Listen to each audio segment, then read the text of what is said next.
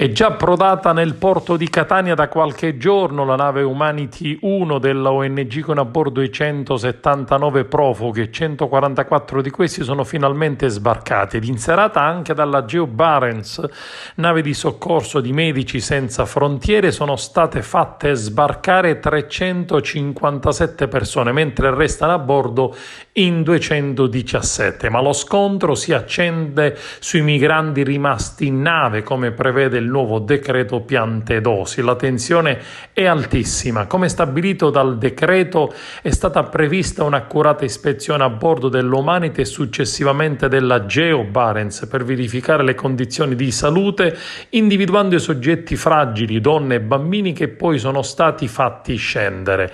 I primi a sbarcare sono stati minorenni e bambini piccoli accompagnati dalle madri, come ha spiegato Petra Krishok, portavoce dell'ONG. Catania non è stato assegnato come porto sicuro, non sono io il capitano, non decido io, ha aggiunto, ma lasciare il porto di Catania se non dovessero sbarcare tutti i migranti che sono a bordo della nave sarebbe illegale, perché sono tutti profughi.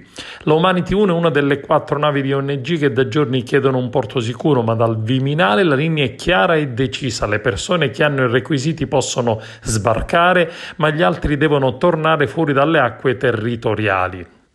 Intanto, forte preoccupazione è stata espressa dalla comunità di Sant'Egidio, che sottolinea come da prefettura, ONG coinvolte e autorità marittime ci dicono che ancora non è arrivata nessuna autorizzazione allo sbarco e la responsabile della ONG Barents dichiara: 10 giorni dal primo soccorso, è inaccettabile l'attesa a cui sono sottoposti i profughi a bordo, abbiamo razionato l'acqua e stiamo finendo le scorte alimentari. In questa situazione non possiamo farci carico della gestione delle richieste d'asilo, che non è di nostra competenza.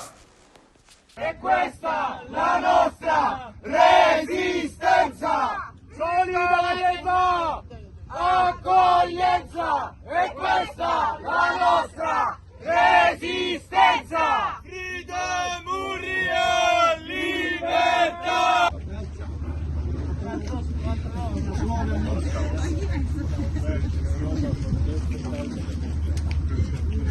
Nel Mediterraneo mai più naufragi, l'Europa fortezza e causa delle stragi. Dal freddo è quello che sta succedendo in queste ore. Non lo consentiremo al governo Meloni.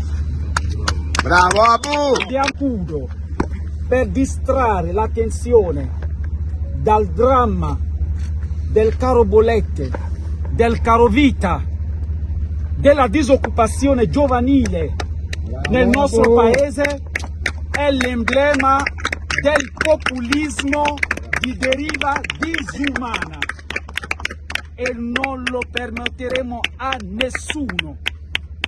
È un film déjà vu, è successo nel 2018 e si ripete identicamente con gli stessi protagonisti meno uno. Sarò lì, da essere umano, da deputato, da servitore di questo paese. Sarò lì fino all'ultima persona. Non si può. Gli altri che non verranno fatti scendere, che cosa faranno? Torneranno in rada? Intanto noi saremo qui. E se questo vuol dire eleggere residenza a domicilio su questa nave, lo farò in queste ore. Cioè praticamente che cosa faranno adesso? Quello che sta succedendo è che c'è uno sbarco selettivo e quindi si dovrà verificare la loro condizione di salute, ma sono naufraghi sfiniti. E qui, ecco, in un sistema democratico dovrebbe essere garantito l'accesso alla stampa, ovviamente tutelando l'immagine e la privacy delle persone, per verificare quello che sta succedendo. È una questione di trasparenza, ma sul corpo di esseri umani. Sono sfiniti, pieni di traumi. È quello che sta succedendo, sono sfiniti, usati come oggetti.